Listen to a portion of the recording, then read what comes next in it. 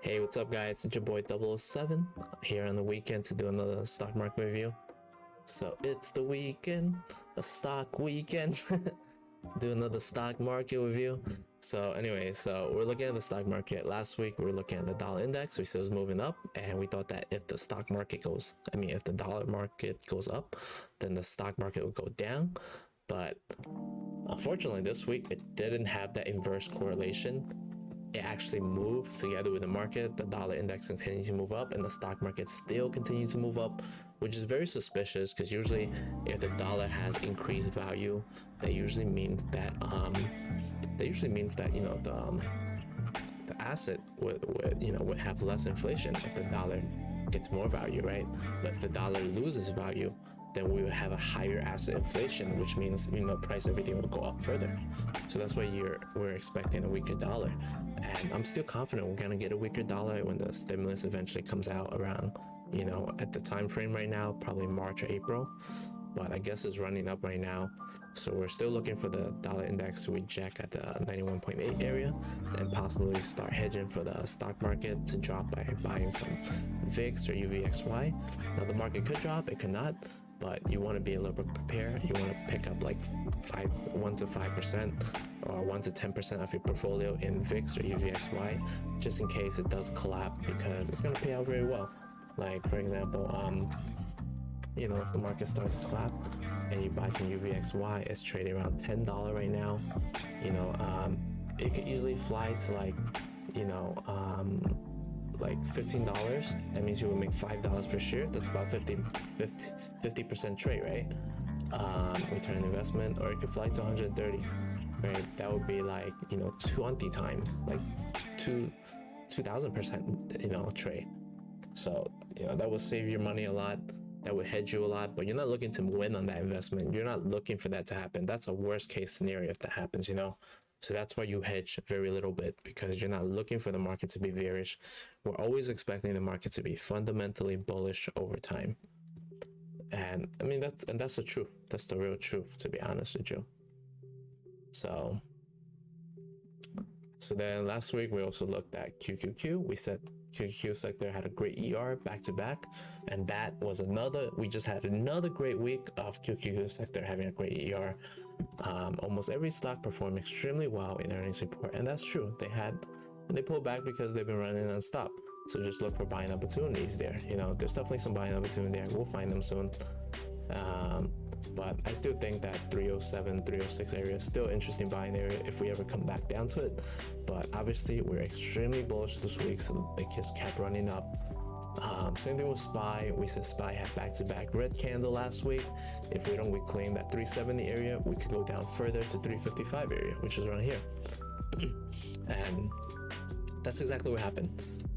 We talked about the 370 area being such an important reason, being such an important area, because as you can see here, we had, almost close right like under it, but we actually end up closing right above that, right? And then on Monday, we opened up, market opened up at 375. The low of the day was 370, and we end up closing at 374. We end up closing above that 370 area again, right? So when that happens, that means the market has found a bottom. That's why I specify that 370 area is so important, because when we held the 370 area, that means the market has kind of found a bottom, and that's why we went bullish the next day, because that's how reversal happened. You have to go down the slope, stock has to go down the slope, find the bottom, and then they can reverse, right? So that's why if we claim that 370 area, we are no longer we are no longer bearish. We are now back to being bullish. So that's what happened. That was great play there. I personally didn't take the SPY play. I took the XLF side. I said last week I really liked that XLF sector. We're buying the dip as they don't drop as much or move as much, and they could hold this area around $29 area or go down further to 26.6 area if the market overall is extremely bearish. So look what happened right here, right? We held that 29 area very well, right? 29 area, we held it very well. We kind of reversed all the way back up, $31 on this chart here, $2 move. I personally took Bank of America because that's one of my favorite long-term stocks I'm invested in. So very similar to the XLF charts. We held that area right here. So on Friday, January 29, we closed at $30, and then on Monday closed at $30 with the low of $29.59, right? And then Monday we had the low of $29.57, and we have closing at $29.86. As you can see, we found that bottom. We found that bottom right here and reversed back up. Really safe play, easy money. If you didn't play, I don't know what you were doing. But it was an extremely easy play. So that's what we did that. Because even though we were somewhat bearish in the market last weekend, and we expected the market to be bearish, we still had to take a long position because, like I said, fundamentally the market always go up. So you always want to be in a bullish position. You can't just be cash and stay on the sideline for so long because you're gonna miss the run. But at the same time, you don't want to be too leveraged, so you want to play it safe, right? And to play it safe, you want to find a stock that's not too volatile, that will still move up if the market is bullish, but won't die as much if the market is bearish. So that's why we play that XOF play. So we'll take a look at some of the other things that affect the market as well, kind of like crude, which is the oil sector. Oops. So pull on the bigger time frame. Oil sector has always been extremely bullish for a while now. We took that XOM play a while back. It looks like it's been moving up like nuts, man. It's been running non-stop. We could lose some stream here, kind of like over here, where we just been running non-stop. We could pull back slightly, maybe consolidate a little bit, but we already consolidate here. That's why we have such a big run. So usually when the stock just consolidates and chops for a while, it makes a big run, right? So that's what happened here. We consolidated for a little bit, where we didn't move nowhere, for a couple of days, and then we had such a monster move. This is something that's super typical, happens all the time. Right here, same thing here, right? And then we just had such a monster run. So we could be due for another pullback a little bit. So just be careful. Like I said, we're still looking at that dollar index to reject that 91.8 area. But as we get close to that area, then we can see a slight pullback in the stock market. So that's why we're gonna hedge a little bit next week. So that's something we think is gonna affect the market. Something else that's interesting as well is also the bond sector that I like to read sometimes. So the bond sector, we've been holding this trend line for quite a while here. Bonds been bearish because not a lot of people are hedging with bonds anymore. So we've been holding that trend line really good. And I think we might bounce this again here, might bounce this again over here. So I think the risk reward is there.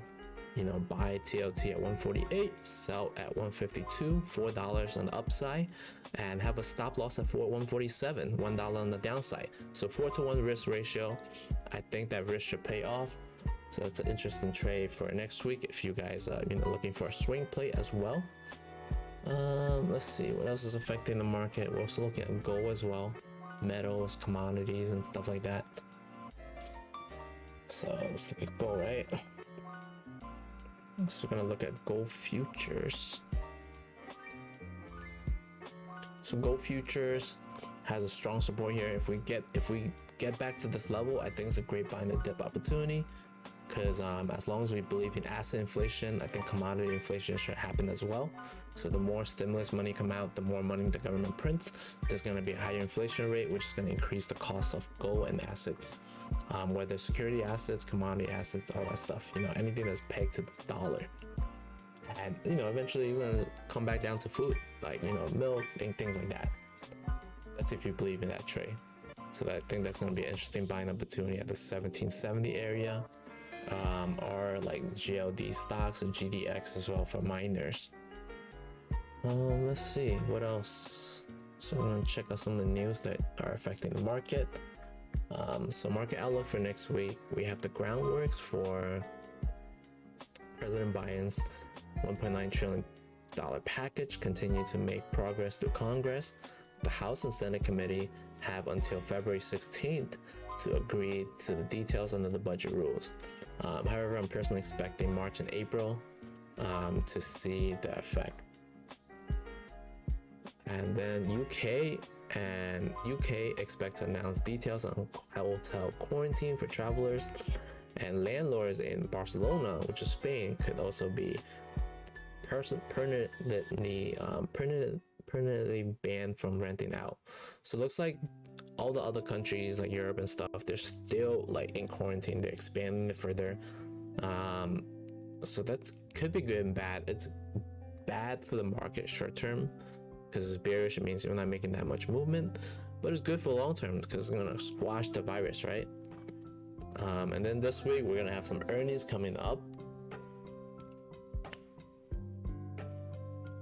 I don't have it here, but I have on my other chart. We're gonna have some earnings coming in. We're gonna have Lyft, Uber, and Disney, and those earnings are kind of gonna give us a really good concept of how the economic has impacted them and how the recovery is on a bigger aspect of these businesses and things like that. So especially travel and all that stuff, you know, that a lot of people have been speculating. And then lastly, we're gonna have Jerome Powell speak at the Economic Club of New York next week. So we're gonna see him talk more about guidance and, you know, what he feels the economy is at, you know, how long we're gonna take to recover and things like that. But it's been a little bit iffy, man. The way that the vaccine's been rolling out, it's been extremely slow. The government doesn't really have the distribution network to roll out the vaccines. So hopefully we're gonna see Walmart, Amazon, and even all these other big companies working out to help with their distribution network. But I think that's pretty much it for this week. We talked about the market. We talked about some stocks we like. If you guys are interested in another interesting swing for next week, hold on. So this is something I'm looking to swing for next week. I think it's, oh, I know what it is, called NVS. This is a stock we're looking to swing next week. We checked out the earnings report. It was pretty decent in terms of the guidance. We're looking for this stock to move back to like at least $91, $92 area, possibly even like $95 area. So that's a very interesting trade that we're going to set up for next week that we think is a low risk reward. Kind of like that same trade that we found on the setup of Bank of America. So that's pretty much it. I hope that helps you guys. If you guys like it, don't forget to, you know, like, subscribe. And so that's what we can keep doing them for you guys. All right, take care and have a great weekend.